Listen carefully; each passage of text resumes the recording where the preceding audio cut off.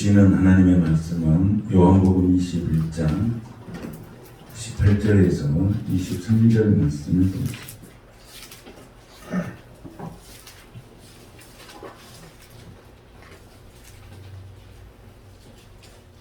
함께 이 말씀을 같이 공독하겠습니다.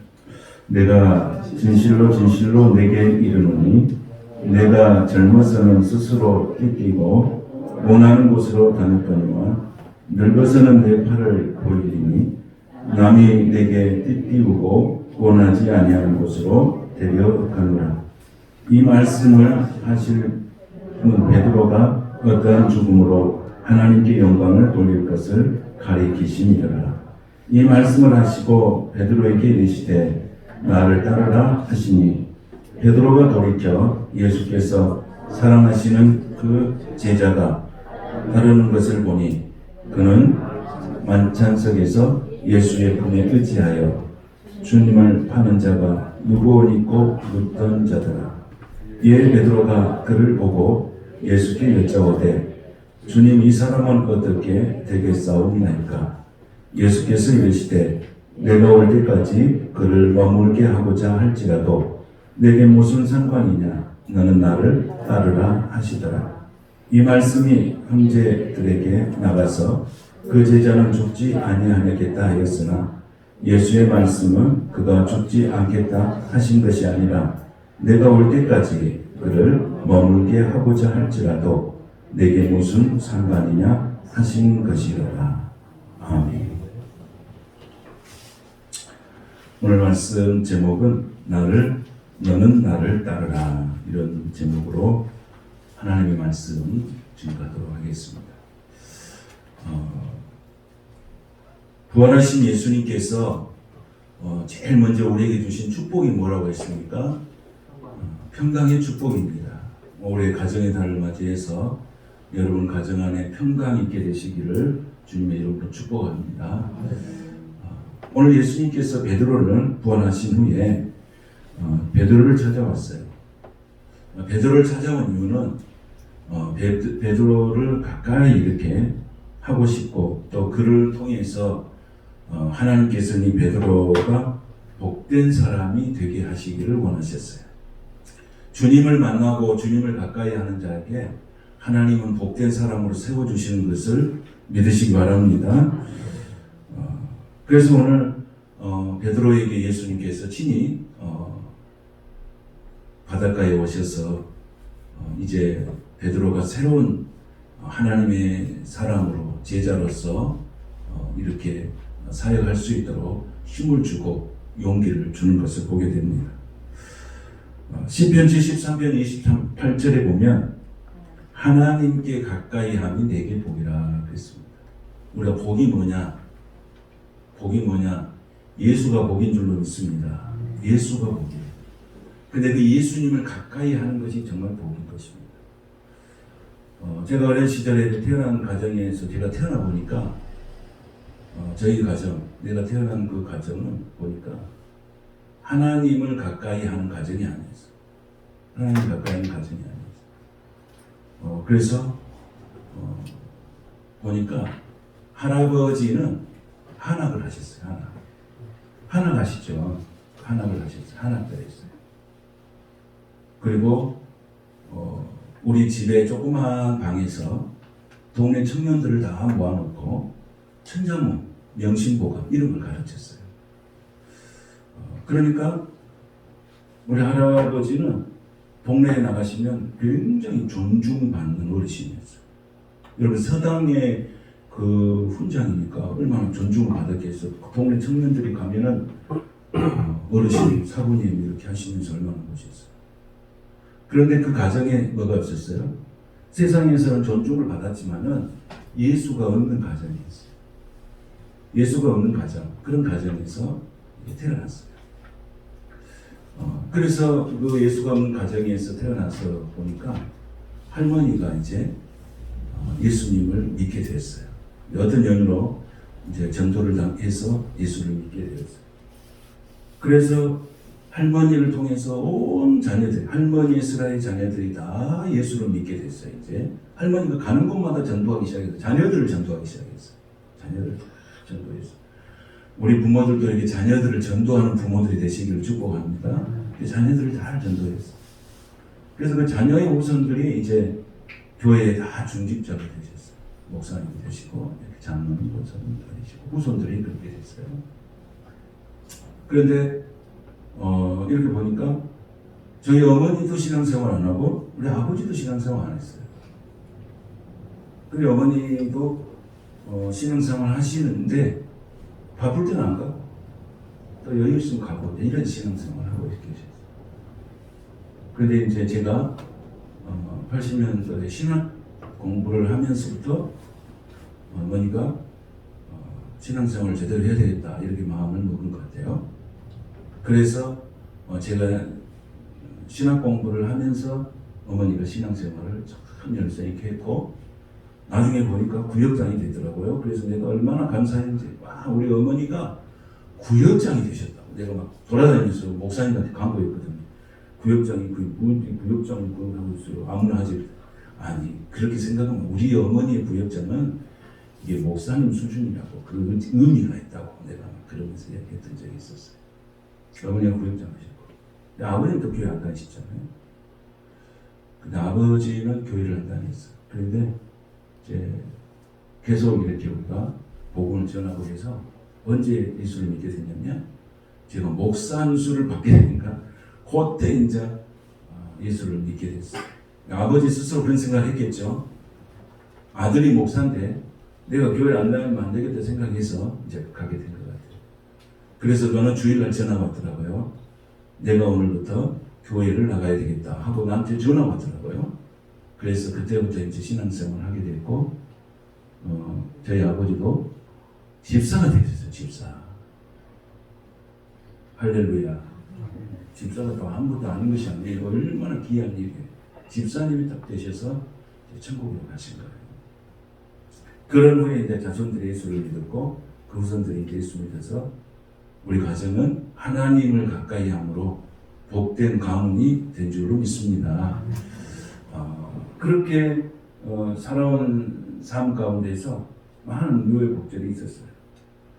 그러니까 이제 뭐가 있죠? 우리가 한국에서는 예수를 믿게 되면 이제 그 수도 예배 드리는 것이 굉장히 어려운 그런 장벽이죠. 제사 문제가 갈등의 요인이 많이 되죠.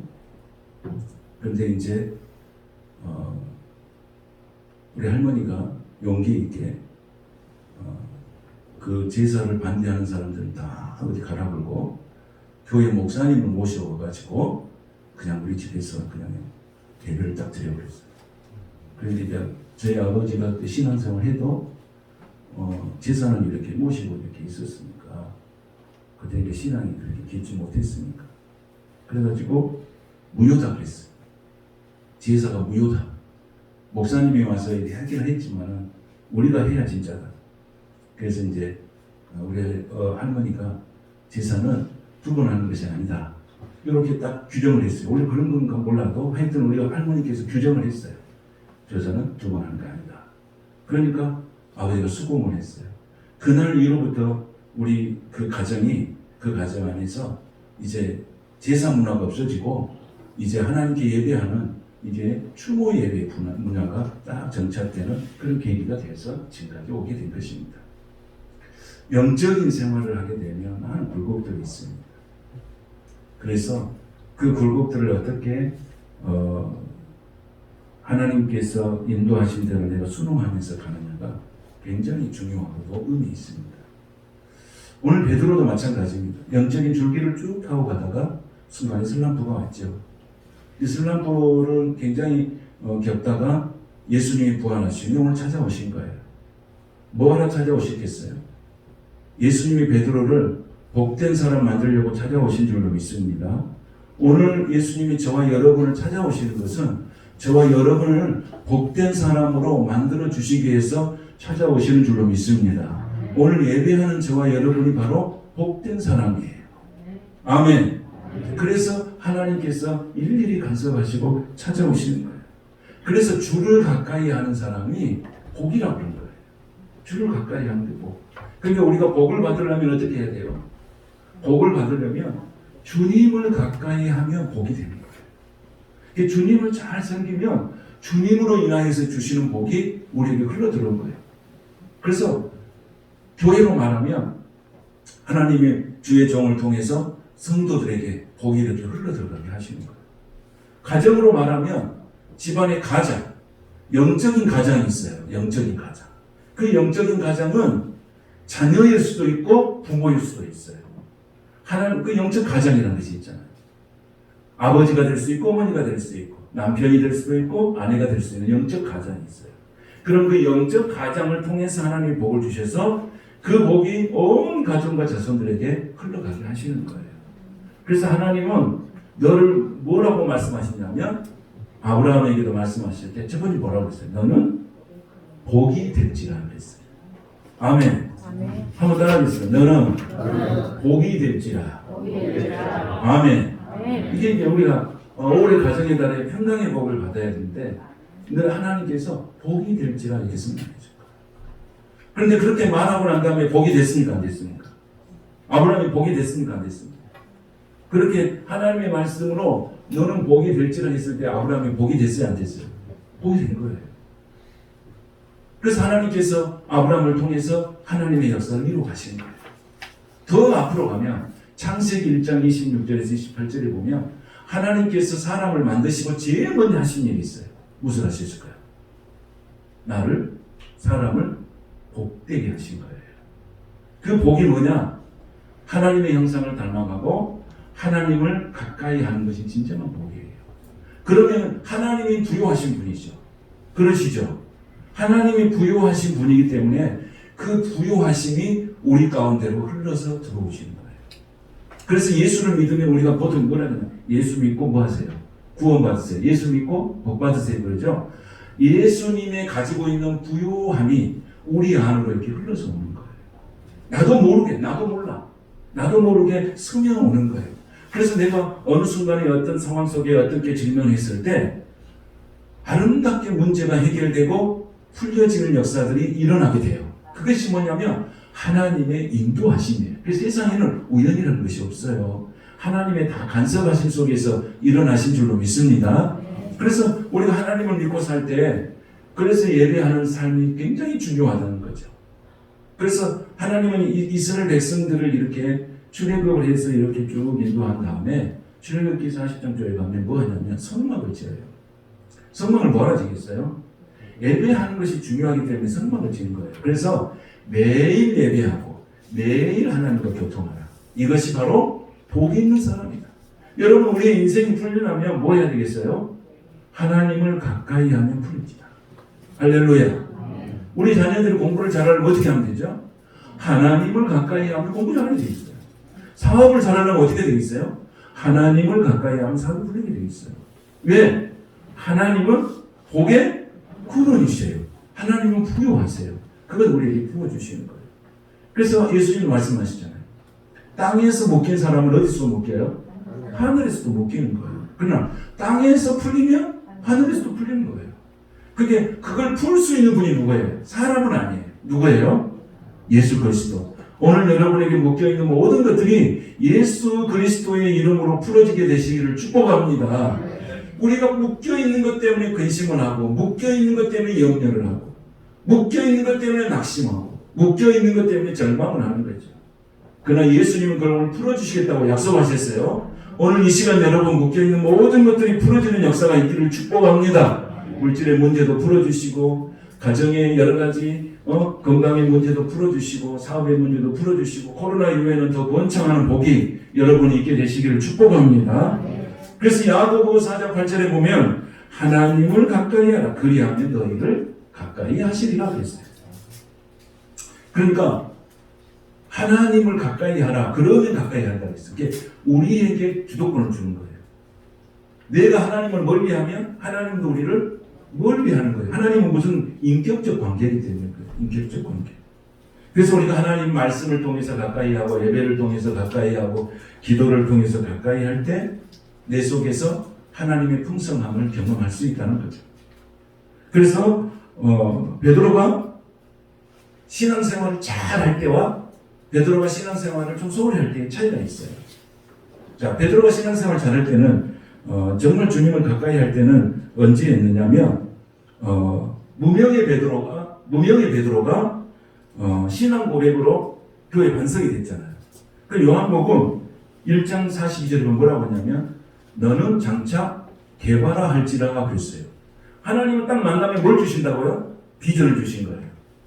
야망은 내 속에서 일어나는 것이지만은 비전은 하나님이 주신 거예요.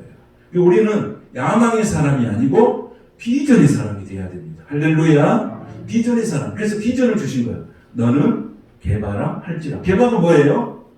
개바는 베드로란 뜻이에요. 베드로의 뜻은 반석이란 뜻이에요. 그러니까 앞으로 너는 뭐가 되겠다? 반석이 되겠다는 거예요. 그래서 하나님은 베드로를 반석이 되겠다고 약속하셨기 때문에 부활하신 후에 또 찾아오신 거예요. 왜? 약속했잖아요. 약속. 하나님은 오늘 우리에게 약속하셨으면 내가 신앙생활을 잘하든지 못하든지 약속을 했잖아요. 약속. 이것을 하나님은 변개치 아니하시고 다시 찾아와서 그 약속을 환기시키고 새로운 사역의 비전의 사람으로 하나님께서는 만들어 가시는 것을 보게 됩니다. 베드로가 주를 가까이 할 때 뭐라고 했냐면 많은 사람들이 이렇게 말하고 있어요. 내 아버지께서 오게 하여 주지 아니하시면 누구든지 내게 올 수 없다 하였노라 말씀하실 때 많은 사람들이 물러갔어요. 십자가의 길이라는 것이 다 함께 막 찬송하면서 이렇게 가는 길이 아니니까 다 물러갔어요. 근데 베드로는 뭐라고 했냐면 베드로는 이렇게 말했어요. 주의 영생의 말씀이 계시오매 내가 어디로 가오리까. 정말 예수님 마음 훔쳐가겠잖아요. 응? 다른 사람은 다 떠나도 저는 절대로 가지 않겠습니다. 이게 이제 베드로가 예수님과의 사회에서 신앙생활을 아주 잘했을 때 나타나는 현상이에요. 그래서 베드로가 너 닭 울기 전에 여기에 나를 버리고 다 도망갈 것이다 그렇게 했죠. 그러나 예수님 앞에서 베드로가 뭐라고 했냐면 다 버릴지라도 모든 제자들이 다 버릴지라도 나는 그렇지 않겠습니다. 이게 이제 베드로가 신앙생활 참 잘할 때였어요. 그런데 베드로가 주를 멀리 할 때 이제 베드로가 점점점 신앙생활이 좀 식어가고 흔들릴 때 그 신앙생활의 모습이 누가복음 22장 54절에 보면은 예수께서 예수를 잡아 끌고 대제사장의 집으로 들어갈 때 베드로가 멀찍이 따라가니라 그랬어요. 멀찍이 따라갔다. 그 말은 뭐냐면 간격이 벌어지고 있는 거예요. 사이가 틈이 생기게 된 거예요. 이 틈이 벌어지면은 누가 역사하십니까? 마귀가 역사하죠. 그래서 우리가 삶에 있어서 틈이 벌어지면 안 되잖아요. 부부간에 틈이 생기면 누가 역사할 거예요? 마귀가 역사하죠. 성도 간의 틈, 가정에서 부모와 자녀 간의 틈이 생기면 누가 역사하겠어요? 마귀가 역사하는 거예요. 그래서 하나님이 그렇게 말해요. 마귀에게 틈이 보이지 않게 하라고 했어요. 할렐루야. 여러분의 가정 이렇게 틈이 벌어져 있으면 이 시간 예수의 성령 안에서 메꿔지시기를 축복합니다. 회복되시기를 축복합니다. 베드로도 신앙생활 잘 하다가 틈이 벌어질 거예요. 멀찍이 봤어요. 그때부터 이제 베드로의 신앙생활이 굉장히 실패자로 이렇게 쭉쭉쭉 내려가게 되어집니다. 그리고 예수님이 십자가에 못 박히게 되는 그 현상을 베드로가 보면서 통곡하는 그런 현상이 일어나죠. 우리가 마귀가 노리는 것은 뭘까요? 가난이나 질병이나 실패가 아니고 그 가난을 통해서 영적으로 무너뜨리는 거예요. 그것이 마귀의 목적이에요. 가난하게 하는 게 마귀의 목적이 아니에요. 가난을 통해서 영적으로 무너지게 하는 거예요. 하나님을 가까이 하지 못하게 하는 거예요. 질병을 통해서 하나님과 멀어지게 하는 거예요. 실패를 통해서 하나님과 멀어지게 하는 거예요. 이게 마귀의 목적이거든요. 하나님은 어떻게 하십니까? 가난을 통해서 하나님은 어떻게 하십니까? 가난을 통해서 하나님을 가까이 하는 자들을 통해서 가난을 통해서 하나님은 부하게 만드신 것이 하나님의 목적인 줄로 믿습니다. 하나님의 목적이에요. 그럼 질병이 들었으면 하나님은 방치하신 분이 아니라 그 질병을 통해서 하나님은 그 하나님의 능력을 나타내심으로 그 질병을 통해서 강건함을 회복하기를 하나님이 원하시고 그렇게 하시는 거예요. 하나님은 실패를 보고 있는 것이 아니고 그 실패를 통해서 하나님을 가까이 하는 도구로 쓰시고 그 실패를 통해서 하나님은 승리의 길을 가게 하시는 분이 하나님이신 줄로 믿습니다. 그게 마귀의 전략과 하나님의 전략은 전혀 다른 거예요. 마귀의 전략은 뭐예요? 그 통해서 무너지게 하는 거예요. 하나님 뭘 하는 거예요? 하나님 계시면 나를 가난하게 하겠어. 하나님 계시면 나를 질병에 걸리게 하겠어. 하나님 계시면 나를 실패하게 하겠어. 이렇게 자꾸 마귀를 의심을 하게끔 만들어요. 그런데 하나님 뭐예요? 그 가난과 질병과 이런 실패를 통해서 오히려 그걸 통해서 그걸 도구 삼아서 하나님을 가까이 하심으로 부유하게 하시고 승리케 하시는 줄로 믿습니다. 그러니까 우리가 가난하다 그러면 어떻게 하면 돼요? 하나님을 가까이 하면 되죠. 내가 실패했습니다. 그럼 어떻게 하면 되죠? 하나님을 가까이 하면 되죠. 내게 질병이 있어요? 하나님을 가까이 하시면 하나님은 복되게 하시고 승리하게 하시는 줄로 믿습니다. 그래서 하나님은 오늘 우리에게 어떤 모양을 가지고도 하나님을 만나시는 거예요. 자, 베드로가 예수님을 부인했잖아요. 그건 예수님이 십자가의 사건을 통해서 베드로가 철저하게 경험했잖아요. 실패했어요. 신앙이 무너졌어요. 그런데 어떻게 보면은 베드로에 대해서 실망도 클 거 아니에요. 그런데 예수님이 어떻게 하셨습니까? 찾아가신 거예요. 찾아가셨어요. 그리고 힘을 주셨어요. 그리고 뭐라고 하셨습니까? 세 가지 질문했잖아요. 뭔 질문하셨어요? 네가 나를 사랑하느냐? 그러니까 예수님이 질문에 베드로가 뭐라고 대답했냐면 나를 사랑하시면 누구만 안다는 거예요? 주님이 아신다는 거예요. 그러니까 베드로의 사랑이 회복되는 사건이에요. 베드로의 회복의 사랑이에요. 그러면서 예수님이 베드로에게 뭐라고 했어요? 내 양을 먹이라. 내 양을 치라. 사명을 주신 거예요. 사명. 그러니까 하나님은 우리가 어떤 모습으로 살아가느냐보다도 더 중요한 건 뭐냐면 그 모습 그대로 주님 앞에 나오는 것을 원하신 줄로 믿습니다. 하나님은 의인을 부르는 것이 아니고 죄인을 부르셔서 하나님의 사람으로 만드는 것이 하나님의 목적이에요. 그러니까 오늘 예수님을 멀리 했던 베드로의 신앙생활은 이렇게 자기 스스로가 스스로 규정을 해버려요. 나는 실패자. 나는 신앙생활을 이렇게 큰 소리치면서 했음에도 불구하고 나는 무너졌다 하면서 자책감에 빠져있는 거예요. 그 자책감에 빠져있는 베드로를 찾아가시는 거예요. 여러분이 코로나19라는 이 전대문문의 사건을 통해서 우리가 교회에서 예배하는 일이 얼마나 어렵고 힘들었습니까? 그런데 오늘 여러분 영적으로 회복되는 은혜가 있게 해주시고 그 심령들을 하나님께서 찾아가셔서 하나님이 회복하시고 만져주시는 은혜가 있게 되시기를 축원합니다. 하나님의 치유하심과 회복하심이 있게 되시길 원합니다. 우리 인생의 삶을 딱 보면요, 믿음으로 사는 것만이 남는 거예요. 뭐가 남았을까? 믿음으로만 사는 것이 남는 거예요. 이게 하나님께서 어떤 분은 그렇지만 남에게 나누어주는 것만 남는다 그러더라고요. 그것도 남는 것이지만 우리가 결국은 믿음으로 사는 것만 남는 거예요. 그리고 오늘 베드로에게 예수님께서 하신 말씀이 뭐예요? 자, 18절을 한번 보겠습니다. 18절. 자, 18절 말씀 같이 시작. 내가 진실로 내게 이르노니 내가 젊어서는 스스로 띠띠고 원하는 곳으로 다녔거니와 늙어서는 내 팔을 벌리리니 남이 내게 띠띠우고 원하지 아니하는 곳으로 데려가리라. 아멘. 자, 젊어서는 어땠다는 거예요? 자기 의지대로 산 거예요. 여러분 젊었을 때 힘이 있잖아요. 그러니까 어떻게 살아요? 자기 의지대로 사는 거예요. 말 들어요, 안 들어요? 잘 안 들어. 왜 안 될까요? 힘이 있으니까. 그런데 어떻게 한다고요?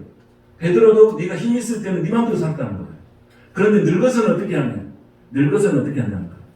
결국은 너는 내 안에 들어올 수밖에 없을 것이다. 이렇게 말씀하시고 베드로 이렇게 이야기한 거예요. 젊어서는 스스로 뛰고 원하는 곳을 네가 다녔지만은 늙어서는 네 팔을 벌리게 될 것이다. 나의 도움이 절실하게 필요할 것이다. 풀을 마르고 꽃을 시드나 하나님의 말씀은 영원히 서게 되는 줄로 믿습니다.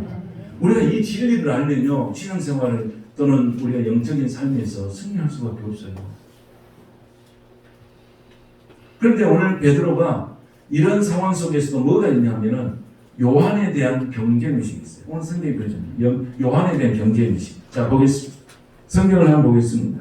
자, 20절 말씀을 같이 한번 보겠습니다. 시작. 베드로가 돌이켜 예수께 사랑하시는 그 제자가 따르는 것을 보니 그는 만찬석에서 예수의 품에 의지하여 주님을 파는 자가 누구오니까 묻던 자라. 이 사람이 누구냐면 요한이에요. 요한. 여러분 예수님의 제자 중에서 제일 오래 산 사람 누구죠? 요한이에요. 요한이죠. 요한은 요한계시록까지 딱 이렇게 기록하고 있어요. 그러니까 아직도 베드로 속에 뭐가 있어요? 요한에 대한 경계의식이 있어요. 그러니까 예수님 뭐라고 했냐면 자, 베드로가 21절에 이렇게 말해요. 이에 베드로가 그를 보고 예수께 여짜오되 주님 이 사람이 어떻게 되겠사옵니까? 그러니까 22절에 예수님 대답을 이렇게 하세요. 22절 다 같이 있어요. 시작. 예수께서 이르시되 내가 올 때까지 그를 머물게 하고자 할지라도 내게 무슨 상관이냐? 너는 나를 따르라 하시니라. 아멘. 의식하지 말고 비교하지 말고 너는 나를 따르라. 요한은 요한의 인생이 있고 너는 너의 인생이 있다. 네가 요한의 인생이 될 수 없고 요한이 너의 인생이 될 수 없다는 거예요. 여러분 내가 중요한 줄로 믿습니다. 여러분 우리가 어렸을 때 보는 토끼와 거북이 있죠. 토끼와 거북이 경주하는 거 나오시죠. 그럼 여러분 토끼는 뭘 봤습니까? 토끼는 누구를 보고 다녔어요? 토끼는 거북이를 봤죠. 토끼 거북이 봤잖아요. 온가 안 온가 하다가 중간에 다 자고 그랬잖아요. 하도 초등학교 졸업한 지 오래돼서 잘 잊어버리시는 토끼는 상대를 본 거예요. 토끼는 상대를 봤어요. 근데 거북이는 뭘 봤냐? 거북이는 목표를 본 거예요. 이게 중요한 포인트가 있습니다. 여러분 우리 인생에 살 때 토끼처럼 사느냐 거북이처럼 사느냐 인생이 달라지는 거예요. 토끼는 뭘 봤다고요? 상대를 본 거예요. 왜 상대를 봐요? 내가 얼마나 중요한 사람인데. 그래서 거북이만 쳐다보는 거예요. 거북이가 일찍 오면 뛰어가고 거북이가 늦게 오면 쉬어가고.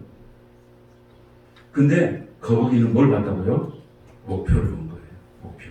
비전을 본 거예요. 내가 토끼하고 경쟁하는 것이 아니고 누구하고 경쟁하는 거예요? 목표, 비전과 경쟁하는 거예요. 오늘 여러분 자녀들이 누구하고 경쟁하지 말고 하나님이 주신 비전을 보고 달려가게 되시기를 축복합니다. 그게 자녀들이 시험 딱 보고 있어요. 몇 점 맞았냐? 예, 몇 점 맞았어. 아무개는 몇 점 맞냐? 이런 물어볼 필요가 없는 거예요. 왜? 너는 너대로 소중해. 또 그는 소중해. 그렇게 해야 되는데 자꾸 물어봐. 아무개는 몇 점 했어? 이런 거 물어봐요. 우리 부모들이 누구를 봐야 돼요? 경쟁하는 대상자를 보는 게 아니라 누구를 봐야 돼요? 내 자녀를 봐야 돼. 내 자녀를. 내 자녀가 소중하고 내 자녀는 내 자녀로서 인생이 있어요. 내 인생에 가치가 있어요. 그리고 그 가치를 높여줘야 돼요. 그런데 항상 누구하고 비교해요? 상대편하고 비교하다 보면 내 자녀를 길을 죽여버려요. 힘을 못 쓰게 만들어버려요. 아까 우리 할머니 말씀했던 신앙생활 우리 할머니가 시작했다. 근데 어렸을 때 초등학교 한 5학년, 6학년, 중학교 한 1학년 이 정도 됐을 때 내가 무슨 생각을 했냐면 작은 어머니가 이제 서울에서 사시고 이렇게 객지에서 생활하시잖아요. 그럼 오시잖아요.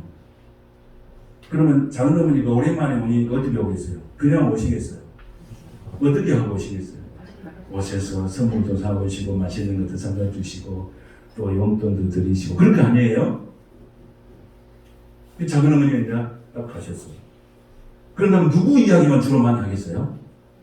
자기 작은 어머니 이야기 그렇게 많이 하신 거예요. 작은 어머니가 동네 사람들 집에 놀러 오시면 우리 작은 며느리가 이렇게 옷도 사줬고 용돈도 줬고 옷도 주고 자꾸 그러는 거야. 내가 그때 어린 시절에 묵상을 또 해봤어요. 저게 모르는 것은 아닌 것 같다. 왜냐하면 큰 며느리는 365일 살잖아. 365일 빨래도 해주고 밥도 해주고 모든 구준일을 다 맡아서 해주는데 그 작은 어머니가 오면은 누구 자랑을 해줘야 되겠어요? 큰 며느리가 이렇게 나하고 살면서 이렇게 고생을 한다 이런 이야기를 해줘야 맞는데 작은 며느리가 1년에 어쩌다 한 번 오는 작은 며느리를 와서 그렇게 해주고 용돈도 주고 좋은 옷도 주시고 뭐 선물도 주시고 그러니까 그 작은 어머니 이야기를 그렇게 하시는 거예요. 근데 내가 보면서 나도 마음이 안 좋았어요. 우리 어머니라서 그런 것 같지는 모르지만 왜? 작은 어머니는 가끔 한 번 오는 작은 어머니. 우리 어머니는 365일 같이 사는 어머니. 그럼 누가 귀해요? 여러분 생각에 누가 귀한 공이에요? 365일 사는 분이 귀한 분이시지. 그분은 누구를 자랑해야 돼? 오면은 올 때마다 누구 자랑을 해줘야 돼? 큰며느리를 자랑해줘야 그 가정에 평화가 있는 줄로 믿습니다. 가끔 온 사람은. 그래서 항상 비교를 하는 거예요. 이게 고발의 갈등이 생기는 거예요. 나는 당신을 위해서 360을 같이 살고 있는데 가끔 오는 작은 며느리. 여러분, 우리가 이렇게 생각하다 보면 그런 착각을 할 때가 있어요. 같이 사는 사람이 귀한 줄로 믿습니다. 같이 사는 사람이 귀해. 그런데 가끔 와가지고 잘해준 사람을 중요하게 생각해버리는 착각이 있다는 거예요. 그럴 때요, 그 며느리 마음속에 얼마나 많은 상처가 생기겠어요. 그런데요, 저희 어머니가 병중에서 이렇게 계실 때 이렇게 가서 이렇게 대화를 해봤어요. 오랜만에. 그랬더니 누구에게 상처받은 이야기를 제일 많이 하시냐면 우리 할머니에게 받은 상처가 많더라고요. 난 깜짝 놀랐어. 나는 병중에 어머니가 그런 말 할 때 너무 놀랐거든요. 내가 충격받았거든요. 우리 할머니 그렇게 인자하시고 좋으신 할머니가, 손자들한테는 그렇게 존중받는 할머니가, 우리 엄마가 말하는 할머니는 전혀 다른 할머니였어요. 아, 그랬구나. 그때 내가 어린 시절에 생각했던 것들이 말을 못하고 말을 어떻게 하겠어요. 그러다 보니까 세월이 흐르면서 그 마음속에 딱 내재되어 있다가 이게 어느 순간에 터져 나오는구나, 그런 생각을 하게 됐어요. 사랑하는 성도 여러분, 가끔 만나는 사람하고 자주 만나는 사람을 소중한 사람인 줄 믿습니다. 그래서 우리가 가정에서 사람을 존중해주고 자랑을 해줘야 돼요. 사랑은요, 표현하는 거예요. 자, 사랑은 뭐라고요? 표현하는 거예요. 자, 여러분, 9월달에는 막 어린이날도 있고, 어버이날도 있고, 또 뭣도 있어요? 부부의 날도 있고, 스승의 날도 있고, 이거 다 뭐 하는 거예요? 표현하라는 거예요. 표현하라는 거예요. 여러분, 오늘 이렇게 자녀들은 부모를 어떻게 해요? 표현을 하죠. 뭘 표현해요? 사랑을 표현해요. 부부간에도 서로 한번 표현을 해보세요. 예수님은 우리를 사랑한다고 어떻게 표현하셨어요? 십자가를 통해서 우리 표현한 거예요. 그러니까 여러분, 우리가 사람을 만날 때, 관계 속에 있을 때 그 사람에 대해 자랑해요. 그러면 자녀들은 밖에 나가면 누구 자랑하고 다녀야 돼? 엄마 아빠 자랑을 하고 다녀야 돼. 우리 엄마 아빠는 이것도 아니고 뭐도 아니고 기분 나빠. 이런 말고 우리 엄마는 너무 좋아. 우리 엄마는 기도하는 엄마. 우리 엄마는 아빠는 이런 아빠. 이런 것을 좋은 점을 밖에 나가서 자랑하고 다녀요. 자녀들. 부모는 밖에 나가서 누구 자랑하고 다녀요? 우리 자녀 속도 섞이지만 그런 거 다 지워버리고 우리 자녀는 이런 부분이 좋아하면서 신앙생활하는 거, 영적인 생활하는 것을 통해서 사람들에게 좋은 자랑을 하는 거예요. 이것이 가정의 평안을 가져오고 가정의 행복을 가져오는 겁니다. 오늘 예수님이 베드로 만났을 때 뭐 했어요? 니 왜 나 그렇게 그때 비교하게 했어? 너 진짜 내가 성질이 좀 안 좋았으면 내가 쫓아가서 어떻게 할 건데? 이렇게 하지 않았어. 왜 널 나를 부인했느냐? 왜 나를 이렇게 그 제자로서 이렇게 사명을 감당하는 그런 묻지 않았어요. 하나도 묻지 않았어요. 그리고 뭐예요? 네가 나를 사랑하느냐? 존중해 주는 거예요.